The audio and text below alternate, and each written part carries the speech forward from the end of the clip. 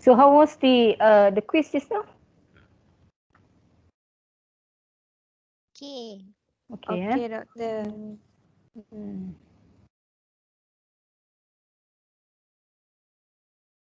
Alright.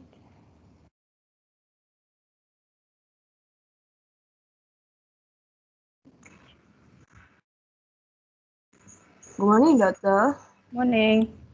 Doctor, before this we have done 2 tasks, right, in the class. Yes. Do we will get the answer for that 2 tasks? Because last time some of the group haven't discussed in the class, right? So we also don't know the correct answer, like whether they answer correctly or not, or yeah. Okay. So How do we? many groups did not present? I'm not sure. I think 4. 4 presented, 2 didn't, eh? Doctor, last time have 8 group. Oh, 8 groups. Yeah, I think So 4 group. 4 has not presented lah. Yeah, Doctor. Okay. Doctor, do you prefer like give us the answer? No, I think to discuss what you have discussed. Thank you, Doctor. Thank you, Doctor. All right, thanks, Ma. Okay, so I want to talk about the assignment topics.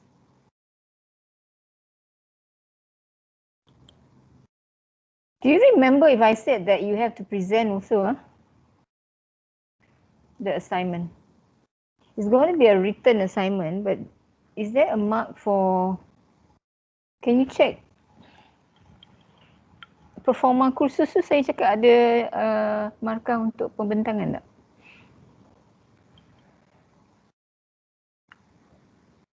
So anyway, this is the assignment topics. 5 topics. 1, 2, 3, 4, 5.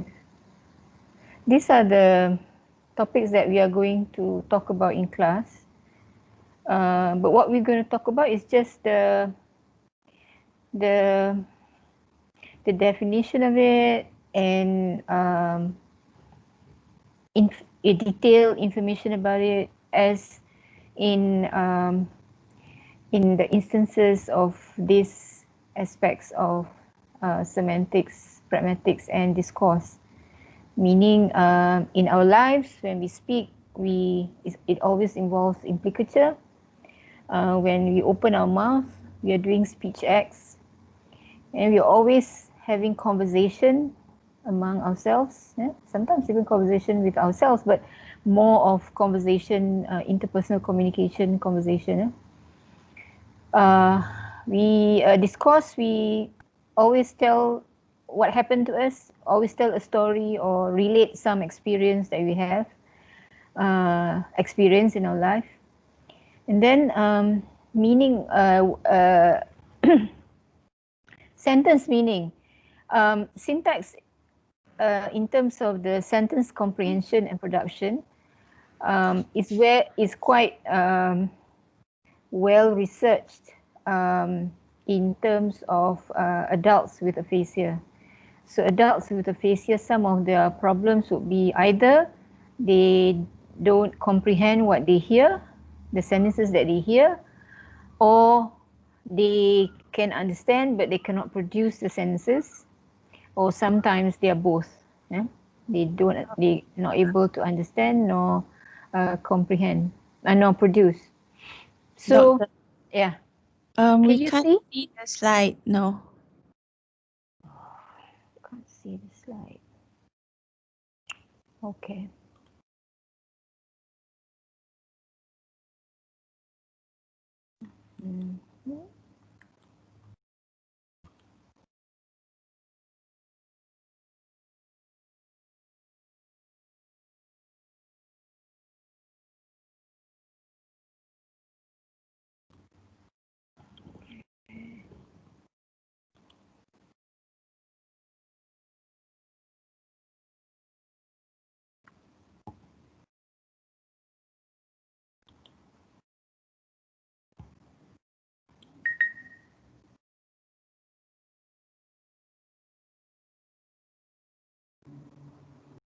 Can you see the slides? Yes. Thank you. Thanks. Thanks for informing me. So these are the assignment topics, and then these are the things that we use as typically developing children or um, adults with normal language. This is what we do in terms of meaning, in terms of pragmatics, in terms of discourse. These are the things that you will meet when you are in your therapy room. You are doing your therapy with adults or children with problems. Yeah, so for example, implicature, more adult, pragmatic, both adult and children, conversation, usually adult with aphasia. Discourse also can be children or adult. Syntax, more of adults. Yeah? So these are the aspects that you will meet when you are in clinic. So the notion of the assignment is that you're going to first form groups. So there's 5, so 27 divided by 5 lah. So some will have, maybe 2 groups will have 6. And it's always try to arrange that everyone is not everyone is equally distributed lah in that sense. Don't choose your friends, but I think Alia, you can oversee that, that the groups are not just they are good friends or they all Chinese or like that. You want it to be equally distributed somewhat.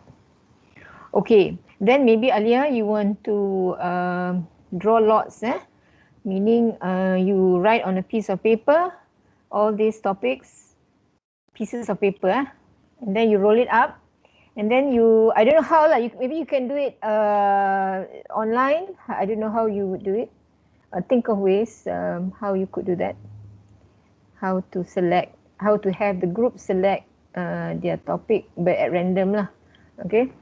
So after you select the topic, so let's say if you have conversation analysis. So then the next step is, of course, to after you form the groups, you have to choose a leader and the secretary whenever you're discussing online. You probably need at least 1 or 2 discussion online to do the assignment. Then so basically choose leader and secretary. And then provide research. That means you have to look into the internet, Google Scholar, for example.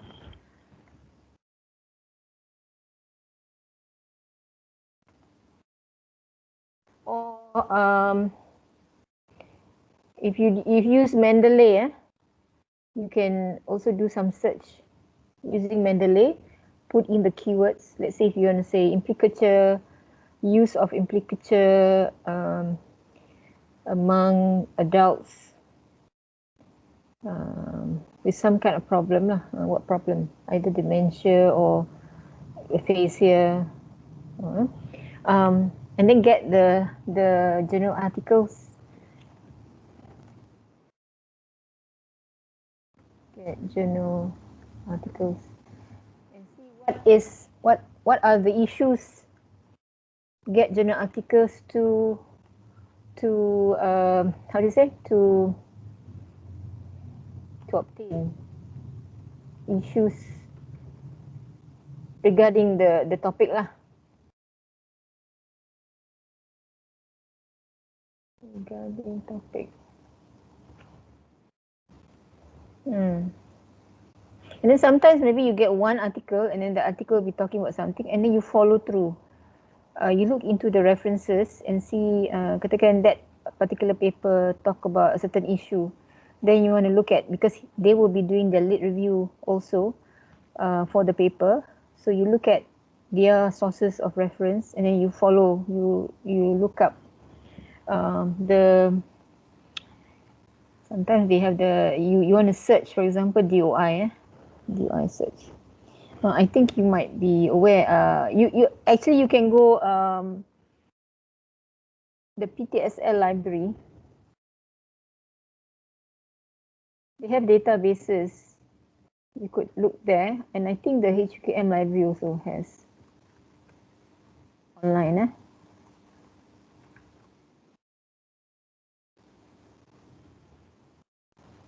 So these are the online databases.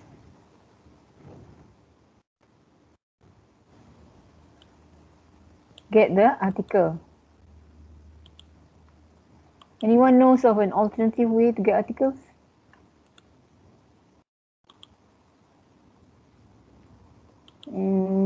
Which is not legitimate. But I'm not going to write here. It's called SkyHub. SCIHUB. It's 2 words, SkyHub. So when you Google SkyHub, site, you look at I think usually the top on the list is a website which has Russian writings on it. That is it's a Russian website, and if you go into the website, they'll ask you to put the DOI of the article, and then you'll get the article free. So, but that is I think they're being sued right now. They're providing journal articles for free because otherwise you have to pay in order to read the articles. So that's another alternative lah, SkyHub. And then so you get about 4 to 5 articles. Just you want to see what?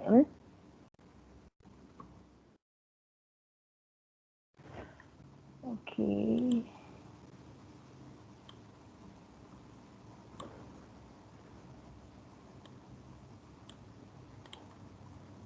And then, get a suitable test which tests these aspects.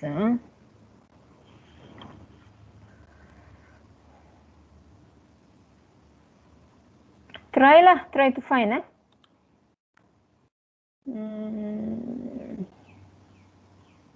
You see what the papers are mentioning. They're in their study.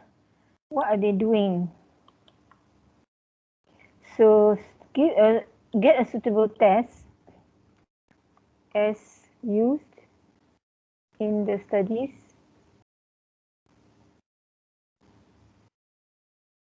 Sometimes when you Google online, you can get the test. Some publishers will give you some details about the test. You're not on campus right now, right? Are you? Yes. Are you on campus? Yeah. Some of us are in college already. 2 of you, but the rest are not. No. Majority of them are there. The majority of you are on campus. Yes. Jalan Temelur. Yes. Yeah. What happened to the rest? How many on campus? Me. Dr. Me. Okay. Why is me not there? I live at home in. I got hometown. Tại Pahang. Oh, you're in your hometown. You have the option of not coming. Yes. So you're supposed to do clinic in. Yeah, some of us are through online. So they gave us the option to stay at home. Okay, so so actually how many Alia, do you know how many students are on campus?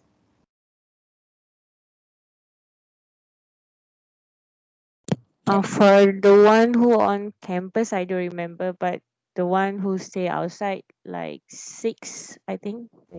So like 21 are you on campus, huh?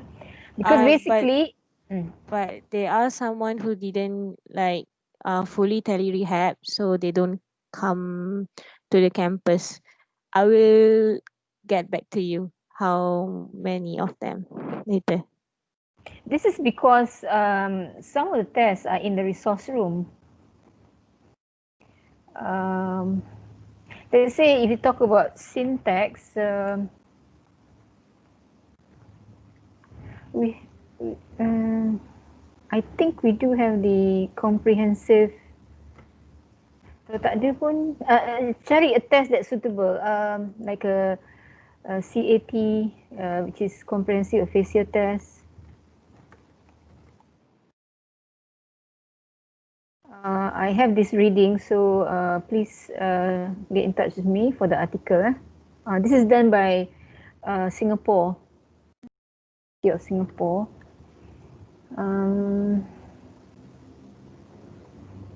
Conversational analysis, I have someone who did a thesis on this. Also, you can ask me. This is Dr. Lila Koran. Actually, kalau you Google her name, it will also come out. Dr. Lila Koran. She did conversation analysis. Pragmatic speech acts. I don't know. Kita ada in resource room. Resource. Dr. Kartini, Prof. Kartini and Professor Zalizan did a pragmatic checklist for young kids. For kids. Resource room. Implicature, I'm not sure. Narrative. Some kind of narrative test, if you can Google and implicature. Implicature. Cuba carilah. Basically, I want us to look at this test and see what they are assessing, the component of language they're assessing, what aspects of it are they assessing, and to see whether they are matching in terms of the research and the test. How far? This is to see how far the test is. How do you say to see how far the test is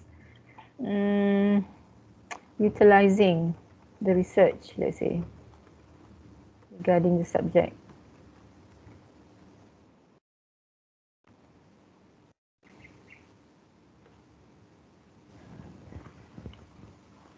Okay. Alia, dalam penilaian kerja kursus, saya ada tulis pembentangan tak? Can you Ada pembentangan kumpulan. Itulah ada Doktor. Yeah. For the one yang doktor tanya tadi, siapa yang ada berapa orang dekat kampus kan? For 14 orang dekat kampus, seorang dekat kuarantin, 6 orang dekat rumah. Quarantine tapi dia ada access to dia following class lah. Yes. Alright. So tak apa kalau katakan just check with me lah kalau you cannot find something cannot find a test.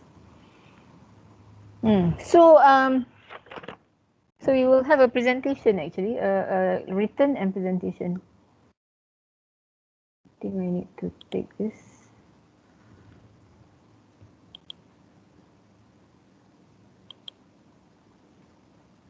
Tak boleh nak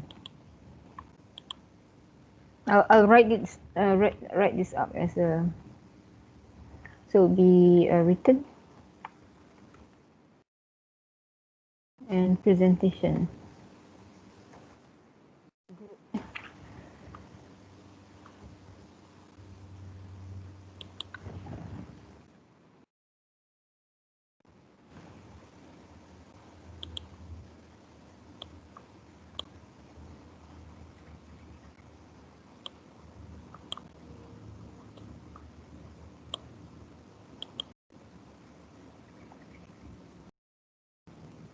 So the aim of the assignment is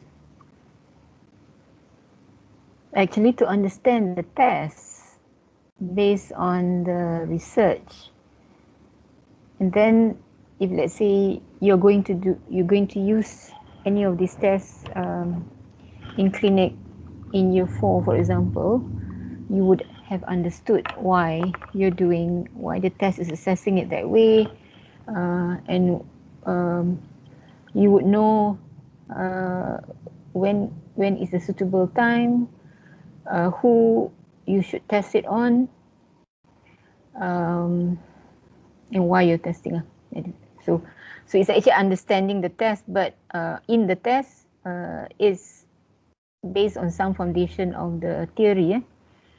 Okay, so we will get the research article will give you the theory, and then the test will show you the implementation of the theory.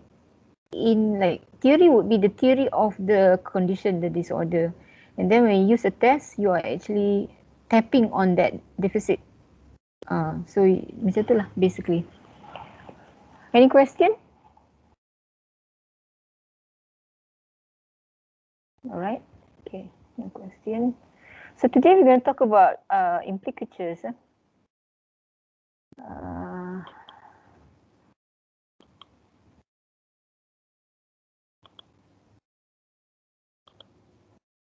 Going to talk about implicatures. Sorry.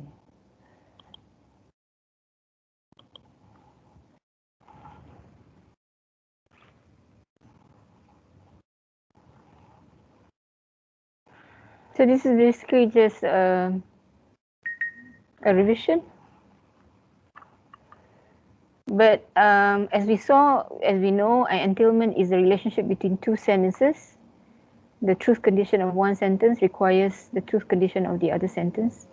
And then presupposition is often treated as the relationship between these two propositions, which is a presupposition is the relationship between the two sentences. So proposition is a logical content, remember? So each utterance would have a logical proposition. Propositions are presupposed in a conversation if they are on record as belonging to the common ground between the speakers. So when an assertion is made and accepted in the conversation, its content is added to the common ground, the background knowledge of the two speakers, and the truth of the proposition in question will be presupposed. So these are all done very intuitively, very abstractly, not overt. We just have this common understanding about things, and then we presuppose the common understanding. So for example, the question is, are you going to wear that tie? So it shows husband and wife. The wife is having breakfast, husband going to work, and he has just put on a tie. So what is she saying? I want to know whether you are going to wear the tie. So it has sentence meaning, it has semantic meaning, and it has entailment.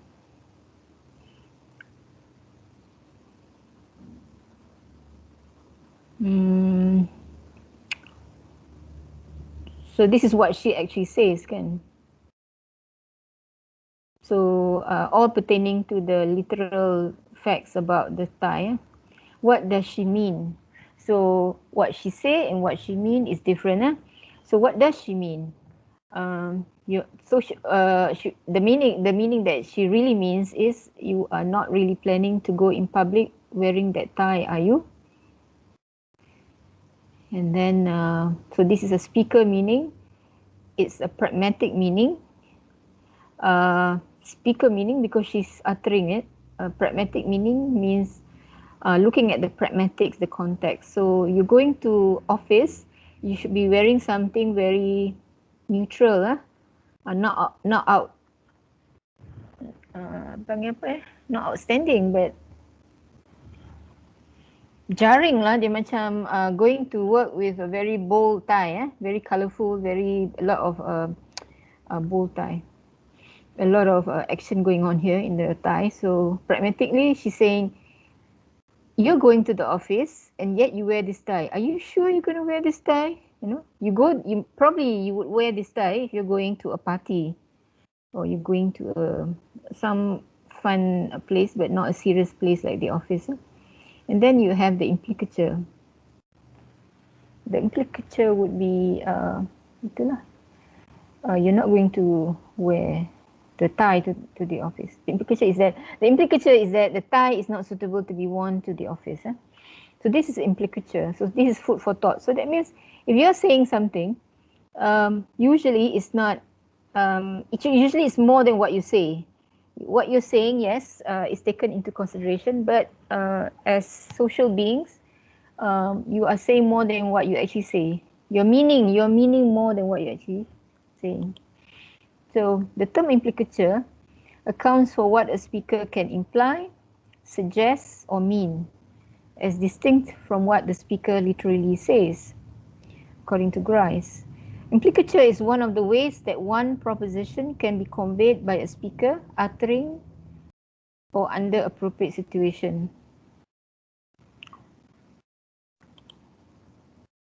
It's a technical term. It refers to a suggestion in utterance. Even though it's not expressed, even though neither expressed nor strictly implied. So this implicature can be just hanging in the air. It's not said, it's not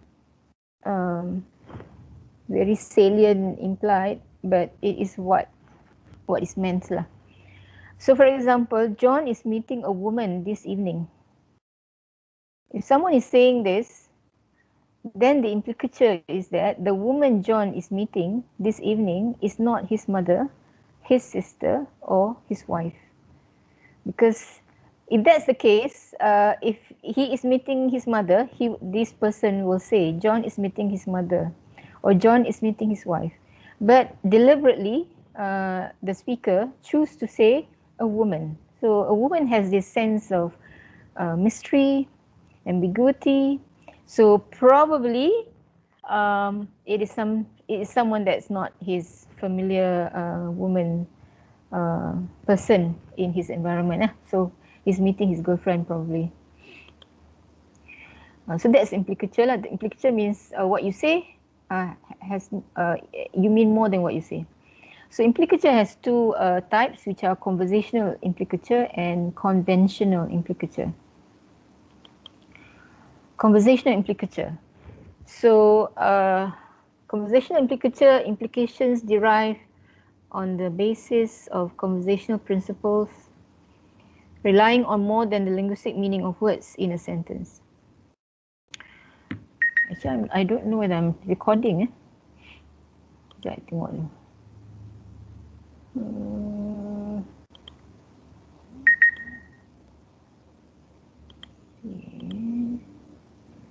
I am, okay. Go back. Okay, just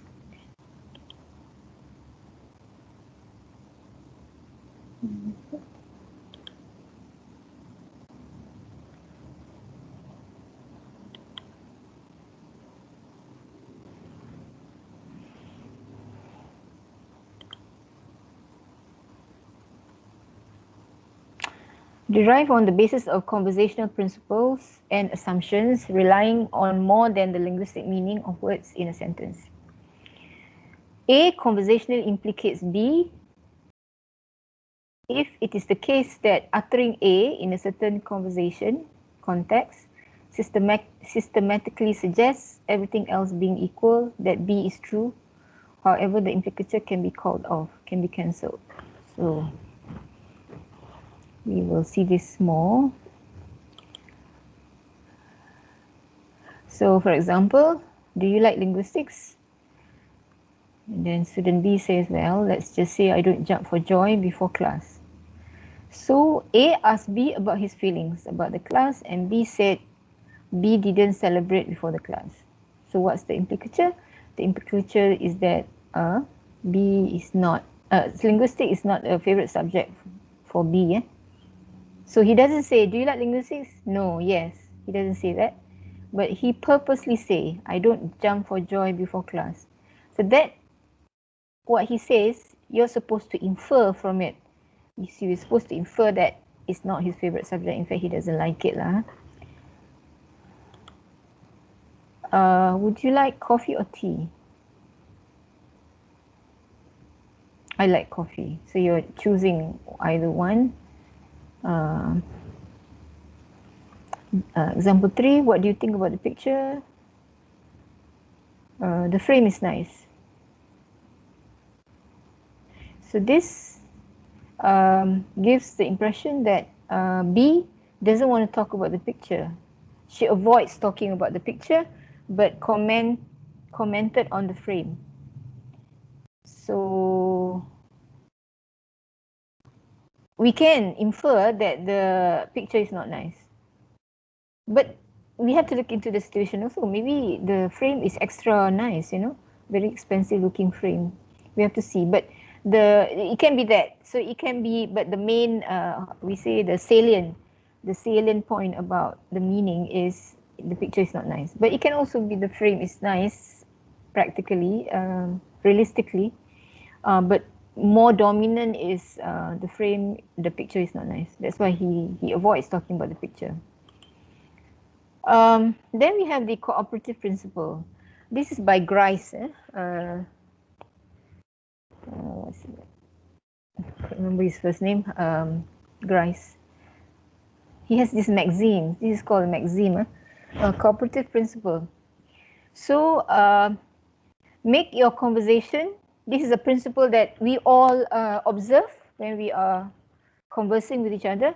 Make your conversational contribution such is required, as is required, at the stage at which it occurs, by the accepted purpose while you're talking, or direction of the talk is changed.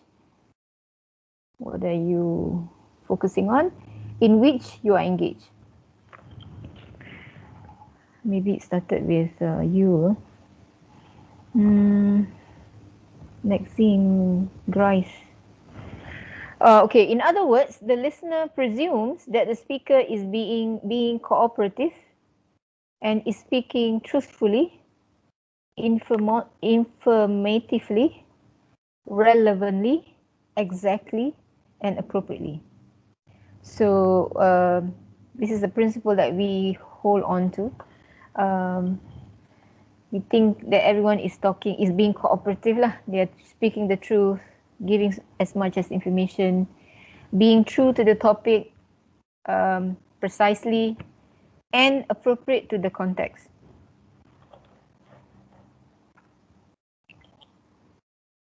So the cooperative principle consists of 4. Quantity. Quantity means when we are talking, we give the right amount of information. Not too little and not too much. So meaning just nice. Eh? When you give little, that means you're hiding something. So when your friends say, "Where are you going?" Out. Out where? Somewhere. With whom? Somebody. You know. So you're giving too little information. So your friend can actually suspect you are going out with someone whom you do not want your friend to know who. So there's a secrecy to it. And then you can also be giving too much. Don't give too much information. When you're giving too much information, the other person might assume that you have some other purpose in mind. Okay. So we always, if we are truthful, we are cooperative, we are always giving just enough and not too much information, because we want the hearer to understand what we're saying, just at the level of understanding that we want. So imagine we are going through our conversation, all this consideration comes into play. Very fast in our mind. What kind of information, who we're talking to, how much we want that person to know and stuff. So this is what the researchers have been observing when people speak, and this is what they come up with. Very interesting. So quality is try to say only what is true. Don't say that for which you lack evidence of. Don't say what you know to be false. So kita bersangka baik. So we think all people have good intention. So when they say something, we take it at truth value. Maknanya when they convey the message to us, we assume that the message is true. So if someone gives you um, a false information, then it has its purpose. Meaning, he has his own purpose, agenda. If you're following in the US, for example, they've already concluded their election, but the current president is always giving a false information that there is fraud, wrongdoing, sabotage, not conceding, not giving in to the president-elect Joe Biden. So we want to actually think, we want to actually ask ourselves, why is President Trump not telling the truth? So what is he trying to do? So this is a subject matter that a lot of people are analyzing. Why is he saying false? So now even on Twitter, Twitter is the social media that he uses all the time. So whenever he says something about the election, Twitter will say this information is not true. At the bottom of his tweet, Twitter will actually say something about that this information is not true.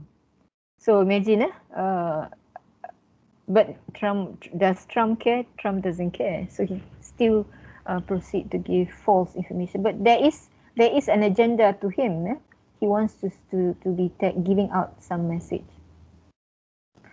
Some people say it's a white lie. White lie means I know it's not true, but I purposely use it because if I say the truth, it will give a negative impact. So in the instance where you are forced to lie, it's called a white lie. It's a lie, but with a good purpose, but it's still a lie. So so then our purpose is to actually try to minimize the damage. So we say a white lie, or we say half truth. Half truth is also partially true, but the other half is you lie lah. Same thing. So when people violate, what we do is we violate this principle. We violate the quantity principle, we violate the quality principle, but every time that the speaker violate, there'll be a other purpose that they want to achieve. Whether they're being cynical, or they're trying to test the person that he's speaking to, trying to make fun of that person, many other function of language that they're using. Okay, relevance. Make what you say relevant to the topic at hand. It seems quite obvious, but it's what we should do. Like yesterday, I was at this how to set up your website, digital platform. So the coach, we call him the coach lah. He's going to teach us for the whole day how to set up our own website. But I would say like 1 hour into the first hour, he was still talking about domain and servers. See, when you want to do your website, after you've done your website, you want to put it on a domain and a website. Wait, domain, dia kata domain is like the house. You have the data, you want to house it where? Something like that. So someone actually wrote in the chat box, coach, can we move on to the content of the website? So the coach was actually at first he was relevant because in talking about establishing your website, you would say about these things that you need to house it somewhere and stuff. But then he got really into it, and he was showing us the different web host companies and stuff. And then he got irrelevant because he went deep into it. So sometimes someone has to say, hey, let's go back to our topic. Usually when we do our group discussion, for example, we might go off tangent. So someone will actually say, hey, okay lah, we talk about that some time, some other time, but now we need to talk about what you're supposed to discuss. So you have to be relevant. Make what you say relevant to the topic at hand. But sometimes when you violate this relevance, there is some reason why, and people do that also sometimes. We violate.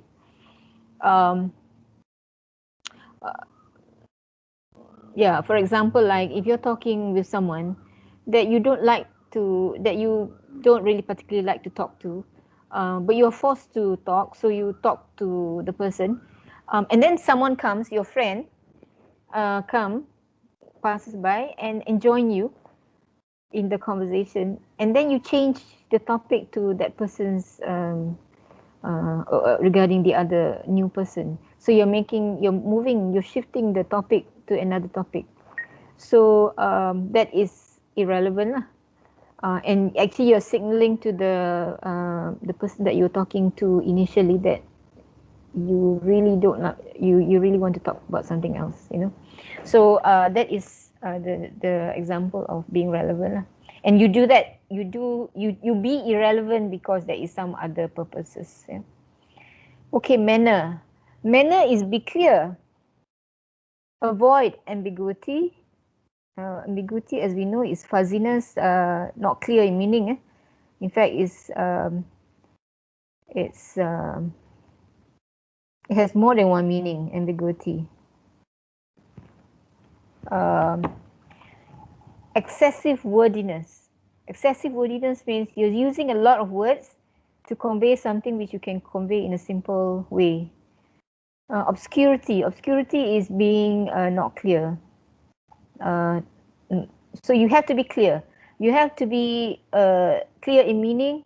You have to use just enough words to convey your meaning, and then you have to be clear. Yeah? So this is the principle. But having said that, you can also violate this principle, and there are reasons why. So you violate them. You tell someone something. You just be obscure, but because you don't want to, the information, but you don't want to tell exactly. These are the maxims. Okay. And now we're going into the detail about the maxims. So make your contribution as informative as is required for the current purpose of the exchange.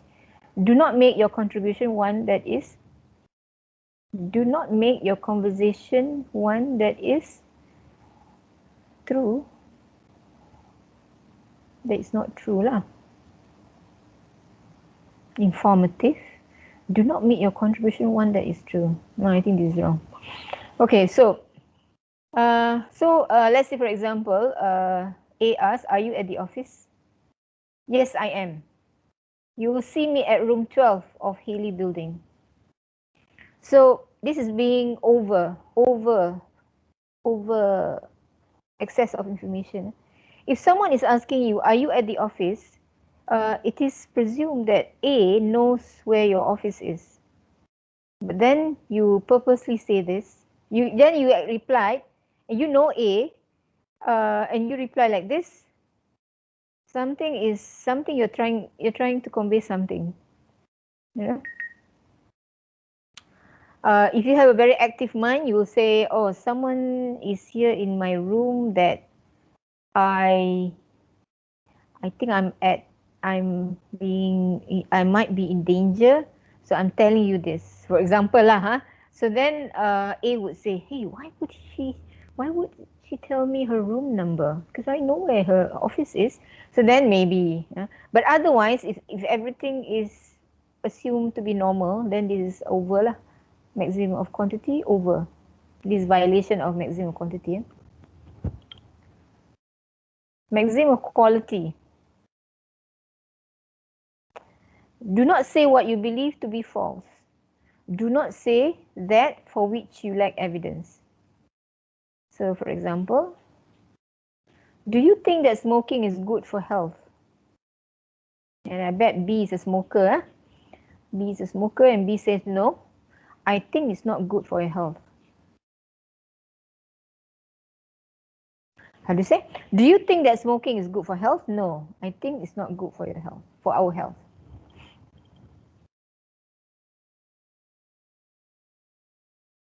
Tapi dia being true lah. It's not good for our health. This is an example of true lah. So sorry. Sorry tadi I cakap tadi. So do you think that smoking is good for health? And then B says, no, it's not good for our health. So rightly being truthful lah. Okay, the maxim of relevant, be relevant. Why do you learn English? Yes, I learned it because of my hobby. Okay. Okay, yes. So this is being relevant. The maxim of manner. Avoid obscurity of expression, avoid ambiguity, be brief, be orderly. What do you think about Ha Long Bay in Vietnam, I guess? I like Ha Long Bay. It has a lot of beautiful caves. So very precise, very clear, highlighting the most beautiful thing about this bay. So being very observing the maxim of manner.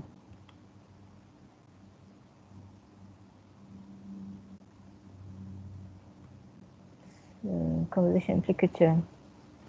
Implicatures arise from the interaction of the following three factors.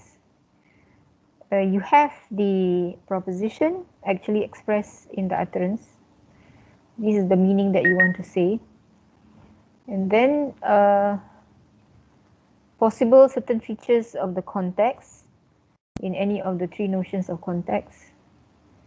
And number three, the assumption that the speaker is obeying the rules of conversation to the best of their ability. A standard implicature, speaker is trying to obey the rules, would be, will Sally be at the meeting this afternoon? And then B answers, her car broke down.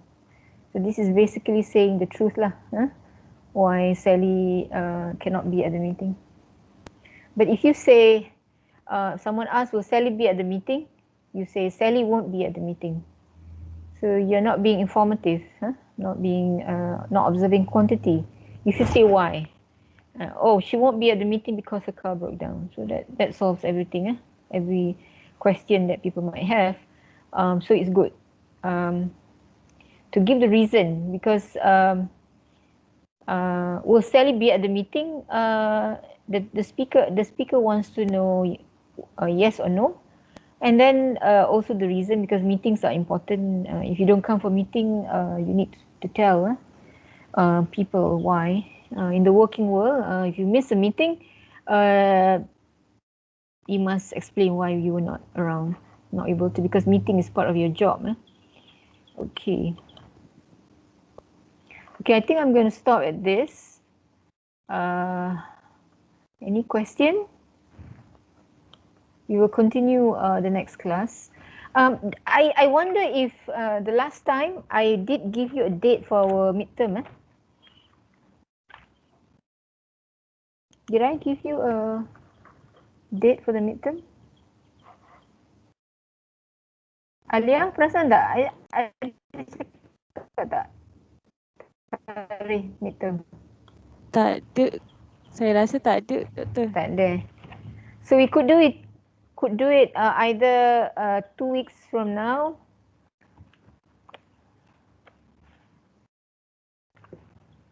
2 weeks from now or 3 weeks from now. So you can tell me, you discuss among your friends. So tell me, we can do it. We can also do it anytime. It doesn't have to be class time. We could do it at night. When if you think at night is better for you, you can. I don't know. It's up to your majority lah. Because it's online, we're going to do it based on UKM folio. So it doesn't matter lah. I just set it for the time, and then you can take it. For the final exam of this paper, it will also be based on UKM folio. I've registered that I'm going to do an UKM folio, and I think it's okay. So yeah, getting used to answering it online is good. Yeah, it's just that I actually yesterday I was so tired. There was a workshop and stuff, and I was fasting, you know. So I actually after I had my prayers, I was resting. So I overslept. I slept actually. I slept early, and I woke up at 1 in the morning. And then it dawned on me I haven't actually formulate your quiz questions. So the whole of course I didn't sleep until morning. I was doing your quiz question. So when I was doing the instruction, I somehow, I don't know, because your mind is not very clear. So I had made a mistake, 9:30. Yeah? I said 9:30 to 10:15. But actually when I woke up this morning, I sort of remembered, why did I do that? And then I was going to do it immediately. And then Alia actually mentioned to me, Doctor, the time. So at 8:41, we actually settled it that I had rectified it to the morning lah, to the 9 o'clock rather than 9:30. Okay, so 8:45 or 8:41. So basically, if you're waiting for your quiz, you would be you'll be on in front of your computer waiting. So by 8:40, you should see already it's 9, not 9:30 lah. But unfortunately, one of you actually looked at it earlier and then didn't come back and see it. So she thought it was 9:30. So I'm going to do for her a substitute thing that I want her to do. It doesn't have to be a quiz, but something that she has to do to get the marks. Yeah. So I apologize for that, for the confusion about the time. I think better to set the question way ahead, rather than pushing through it quite late. All right, so itulah trying to explain myself. Okay, so thank you so much. See you next time. And Alia, please tell me what you have decided on the midterm date and time. All right. All right. Thank you. Bye. Assalamualaikum. Thank you, Thank Doctor. you, Doctor. Thank you. Thank you, Doctor. Welcome. Thank you, Doctor. Thank you, Doctor. Thanks, Dr. Welcome. So